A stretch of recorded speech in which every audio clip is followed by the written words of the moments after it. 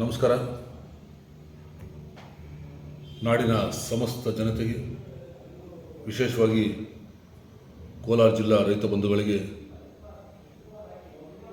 ಸಂಕ್ರಾಂತಿ ಹಬ್ಬದ ಹಾರ್ದಿಕ ಶುಭಾಶಯಗಳು. ಎಳ್ಳು ಬೆಲ್ಲ ಹಂಚಿ ಒಳ್ಳೆಯ ಮಾತನ್ನು ಮಾತನಾಡ್ತಾ ಎಲ್ಲರೂ ಕೂಡ ಸುಖ, ಸಂತೋಷ, ನೆಮ್ಮದಿ ಮತ್ತು ಹರ್ಷದಾಯಕವಾದಂಥ ಒಂದು ಬದುಕನ್ನು ಕಟ್ಕೊಳ್ತಕ್ಕಂಥ ಸುಸಂದರ್ಭದಲ್ಲಿ ಎಲ್ಲರೂ ಕೂಡ ಒಳ್ಳೆಯದಾಗಲಿ ಅಂತ ಆಶಿಸ್ತಾ,